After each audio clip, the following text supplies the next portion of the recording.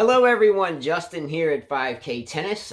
Today is Sunday, November the 24th, 2019, and I wanted to do a video today kind of encompassing two topics. One, my injury update, which is now 23 days post-surgery on my ruptured patellar tendon, and as well I fractured my wrist, but it is kind of the goal of this kind of playlist of videos is to kind of keep people up to speed on the recovery and rehab of having ruptured patellar tendon surgery.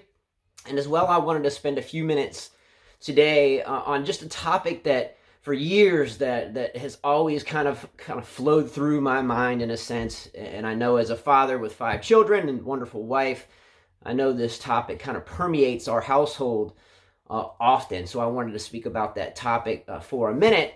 And that topic is the healthcare crisis, in my opinion, I think that we have in the United States. And I'll use my own kind of stories as a way to kind of discuss that topic. So real quick, my patellar tendon rupture update.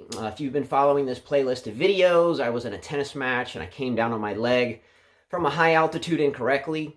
My leg buckled over and I ruptured completely my patellar tendon. Had surgery 10 days later, and that surgery was 23 days ago. I have physical therapy again tomorrow, and it will be my 4th physical therapy session. So not much has changed since I did my last update 2 days ago. So if you were just seeing this video and you want to kind of see where I am at this point, check out the last video in this playlist.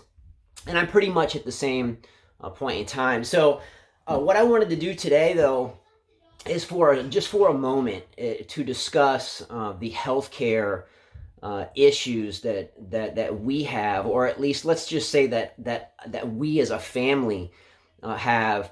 And to think one is unique in this situation would be naive. There are surely millions of people in the United States that deal with these type of healthcare issues and what to do about them. So do I have answers for anything? No.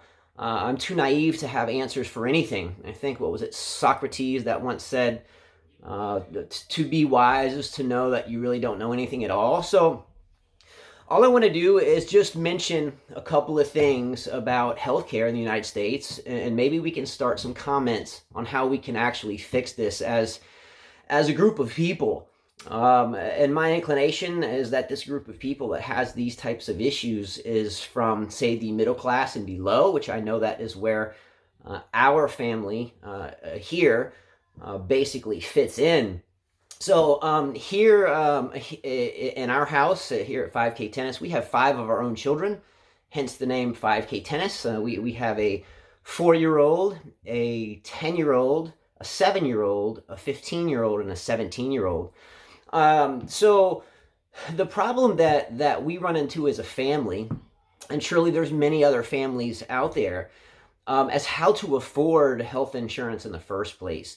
So health insurance for myself, no matter what in life I have been doing as a career, such as the car business. I was a service manager for a long time, and I had been a tennis coach for a very long time. And a lot of that time I've juggled both of those positions together at the same time.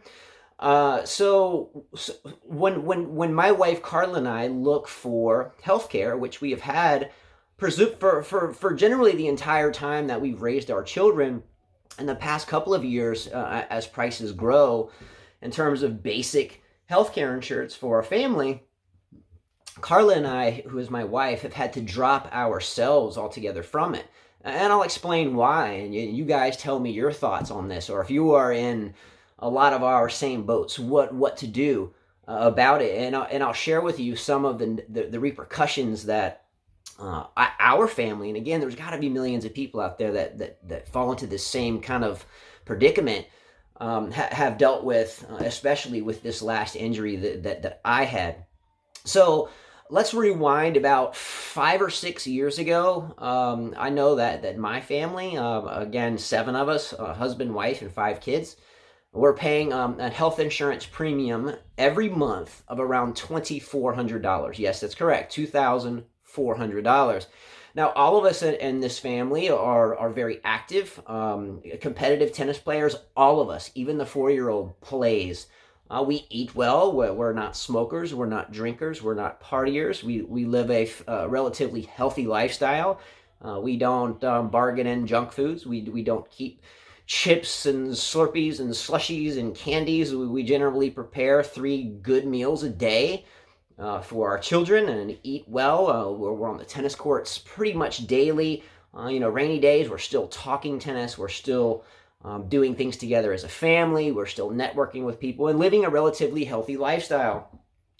So if you can imagine that a family of 7, as we do, our not to get too much into our personal lives, but our income monthly is probably $3,000 to $4,000 a month U.S. So if you are paying $3,000, or I think the last time we had insurance, health insurance as an entire family, including both adults, with a clean bill of health, was in the $2,200 to $2,500 range a month. So look at that. If you're making $3,000 to $4,000 a month and you're paying $3,000 of that in health insurance, how do you survive? How do you feed 5 children? How do you pay phone bills? How do you pay rent? We rent. We don't own a home.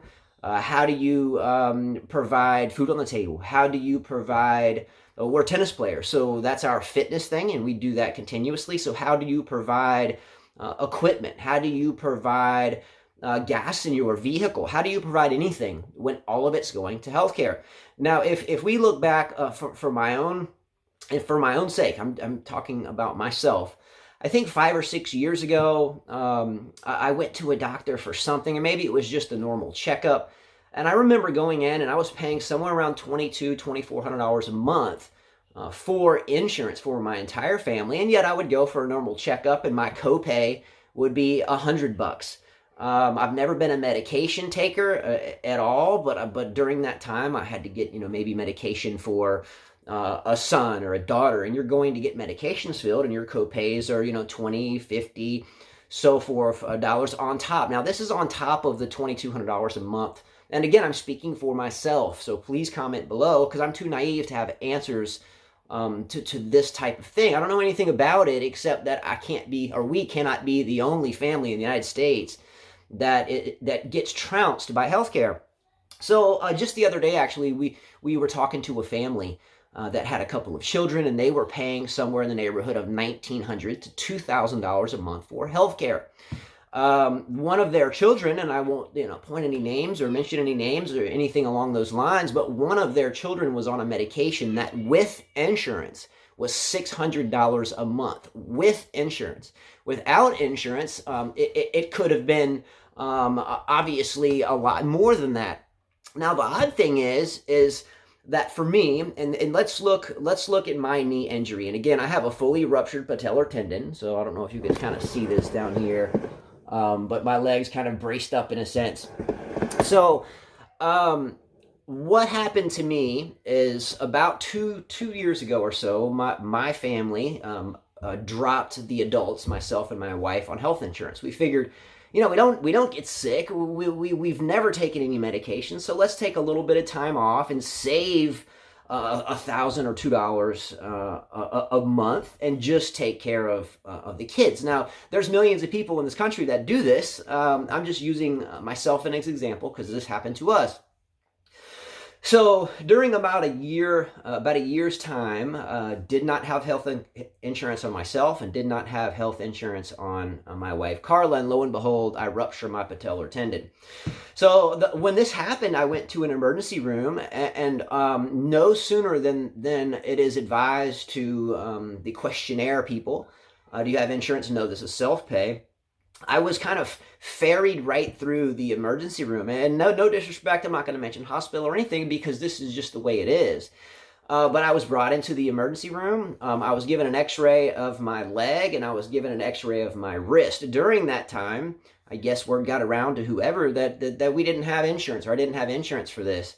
So literally, before I even had the results of my x-ray for my wrist or my knee, I had billing in my emergency room area. My wife was there, my mother was there.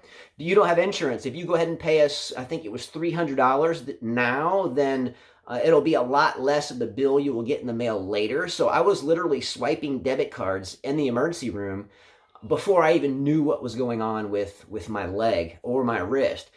After that point of paying that, I was given one x-ray result for my wrist, and I was advised that I would have to see an orthopedic, but I wasn't given an x-ray of my leg, which was way worse than the arm, and would have been something that I should have been admitted into the hospital in a sense when I first went into the emergency room. But instead I was advised that, I think your knee will be okay.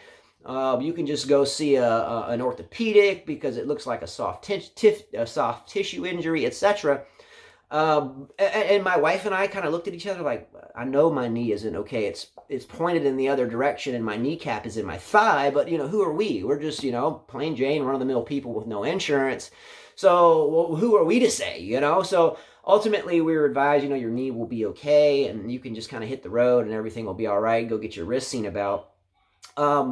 Fortunately, 10 days later, after my leg had almost doubled in size, turned all sorts of colors of green, foot getting numb, I go to another emergency room, and we're admitted into the hospital at that moment because they knew I had a ruptured patellar tendon. Now, the only difference between these two hospitals that I went to, one was a private hospital, the first one, and the second one was a public hospital with different programs to work with people that didn't have insurance. So the latter, the second one, was one with those type of programs. I didn't look into this. I blew out my knee an hour from the closest hospital, went to the closest one, was blown out of there 10 days later, nearly in an absolute excruciating pain, couldn't lift. I'm finally admitted to the hospital. So what's even more odd moving forward into this is once or between that first 10 days, in other words, I had my injury, that hospital basically told me I was good. You might want to have an MRI on that knee and etc. And I did that. Now here's the kicker. When I was asked if I had insurance, when I had to come up with an MRI, and by the way, if there's someone out there watching this, Rajesh Kumar, dear friend of ours, a really good friend with my wife Carla, wonderful human being. As always, thank you to Rajesh Kumar, because he is who made my MRI happen and enabled me to get my surgery even going with no insurance. Pretty much everyone across the board, until I showed willingness to pay for an MRI, thank you to Rajesh Kumar, I still was hung in limbo. So what I thought was really odd, though, I paid for the MRI. Let's just say it was around $1,200, customer pay. I paid for it, okay? I do know, however, that if you have insurance, the insurance is billed from the hospital almost double that. So let's say I paid around $1,200 for one MRI, period. That's it, gone. However, if I would have had insurance, the insurance would have billed, or the hospital would have billed the insurance nearly double that, plus I would have paid a deductible. Now tell me how that works. I'm the patient, I'm the one that hasn't been able to walk in 9 days, and now I've got to figure out how I could come up with, $1,000 plus for an MRI. Then come to find out, if I did have insurance, then the hospital would have billed insurance double that, plus I would have had almost a 50% deductible. So what does that tell you? What's wrong with the insurance here? Fact of the matter is I paid $1,200 for an MRI. If I would have had insurance, the hospital would have billed insurance like $2,400, maybe even more, and then I still would have had a 50% deductible of that cost. So what does that tell you? Is insurance really saving me anything? Okay, I'm paying $3,000 a month a time ago. Then I get injured, and then I'm paying a heck of a lot more. So do you follow me on this one? We know people that have children that are on medications that they need for their children to live, and they have insurance, and they're paying $700 a month for the medication with insurance, on top of the $3,000 they're paying a month to have medical insurance. And if they would pay for the medication aside from that without insurance, it would almost be less. How does that even work? Okay, first and foremost. Number two, I don't get into politics and all this other political stuff, could care less. As long as people are positive and people are healthy and all this stuff, then I'm good. But we always hear these things, let's make America great again and all this stuff. I'm not going to get into all that because, again, I'm too naive, too dumb, I'm too stupid to get into any type of politics, etc. But how can we make a country great again? How can we make America great again if we don't have healthy people? And I get there are people that aren't going to be healthy and could care less about being healthy, and there are people that bleed being healthy. I mean, I think that's where we get the whole bell curve, right? The majority is kind of right here in the middle, and we'll have outliers either way. But the majority is in this bell-shaped curve. So you tell me how this is anything outside of something that really needs to be looked at here. Again, also, I have looked at different places like marketplaces for insurance, or insurance payments that are what's the word for it? Kind of equivalent. Your rates are kind of equivalent to what you take in. It's not true at all. I think the last time we looked as a family, which was not long after this injury, so within the past 30 days, my wife and I have looked at different healthcare marketplaces, etc., for all 5 of our kids and 2 adults, completely healthy in a sense, less this injury, right? And Carla's never been injured outside of having 5 kids. The cheapest thing we found for a family of 7 was around $2,400 a month. So let's just look at this injury. I had this injury. I received a medical bill the other day for $14,000, and that was just for the OR, the operating room, the supplies, and not including the anesthesiologist. We got an anesthesiologist bill for around another $2,000. I paid for the MRI, or actually Rahesh. That's another $1,000, plus physical therapy ongoing right now twice a week for 24 weeks.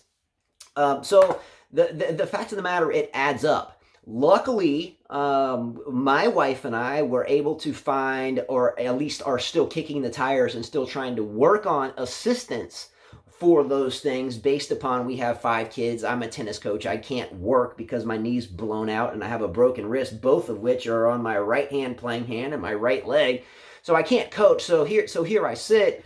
So I'm not alone on this, right? There's no way I'm alone on this, but what do we do about it? What do we do about the price of healthcare in the United States? How can we have healthy, long lives? How can we have healthy children if all of our income is going towards healthcare that we may or may not use? So again, the first time I've been injured or hurt or sick needing a doctor in the past over a decade is for this leg. So none of my children have needed it. I can't remember. I can't remember when any of my kids has been sick, hurt, injured, or anything in the past 10 years. So for 7 or 8 of those years, I was paying $3,000, $2,200, $2,500, $2,700 a month. Do the math, hundreds of thousands of dollars on health insurance. We let it lapse on 2 adults for 8 months. I blow out my knee, and here we are in the same type of position that millions of other people are in. How do we fix it?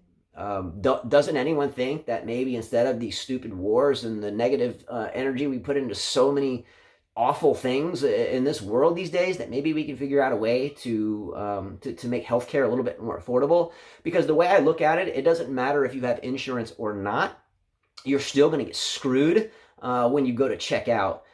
So I didn't have insurance. I paid, or someone paid roughly $1,200-$1,300 for an MRI. If I did have insurance, I would have paid half of that in a deductible that I wouldn't have met yet, so $500, and they're going to bill the insurance company triple that. So it seems like to me you're really getting screwed with insurance and screwed less, and you just have to tuck your tail and feel like a loser if you don't have it. But I don't feel like a loser. I have 5 children, and they weren't accidents. And unfortunately, because of this injury, it stopped basically our house in its tracks. Am I alone on this? I don't think so. Anyway, what do we do about it? What do we do about healthcare in this country? Does anyone care? Or do we just keep, buying bags of chips and fast food and smoking cigarettes, and then when someone that really needs it, they get shoved out of a hospital when they need surgery on their leg immediately. 10 days later, luckily, because of some blessings of others in different programs at different types of hospitals, we had to study our butts off to find we get the surgery. But I think it's a really bad deal that human beings, at least in this country, are interrogated about how they're going to pay if they don't have insurance before they even know their injuries. And then are told once they realize that they don't have insurance and there's no way that they can pay for their knee to get surgically, repaired on the spot, that they're told that, yeah, your knee will be okay, just, take it easy, you'll be fine. And then, 10 days later, once you're out of their hands, you realize that you really got a big time problem, and then you're forced to do research to find out a way you can fight for your life. So, think about that. And maybe I've gone too long on this, and maybe I've talked too much about it. But what do we do about it? How do we help future generations to get health coverage? Think about that. $3,000 a month. If I'm a bachelor, and we looked at it this way, if I was a bachelor right now at 42 years old, non-smoker, non-drinker, healthy, no predispositions to anything, just my health insurance alone, just as one person, would be near $1,000 a month. Less any type of deductibles that you pay for copays until you meet XYZ amount of money, then it's covered. Who can pay for that? Who can? I get it if you're super rich and you just got it like that, but most of us do not. Anyway, I'm going to stop rambling here, but what do we do about healthcare? I'm too naive to know. All I know is that the best thing to do is to be kind, because all of us are fighting a tough battle. I wish that there was a lot of other people out there, especially in the medical field, on the business side of it, in the offices, that would realize that people are hurting out there. And the more we're kicked out into the streets with debilitating injuries or sicknesses or cancers or you name it, only to find pennies to fight for our lives, is real, and it's tough. So what do we do about it? Maybe this video will get 4 views, maybe not. But I think come 2020, again, I don't get into elections. People always talk about make America great again, whatever. But why don't we get healthcare on board? Because there's a lot of people out there that need it. And a lot of those people are very good people that care about themselves, that are good-hearted, good people, and they have good children. They have things to offer, positive energy to the world in which they live or we live, but they can't afford the increasing cost of healthcare. Anyway, I probably forgot to say 100 things I meant to say. Maybe I didn't, but nonetheless, that's it. I wish I had an answer for it. I really do, but I don't. What to do about it? How do people survive with healthcare? I don't know. It's a good question. Take care, everyone. See you later. Much love. Adios.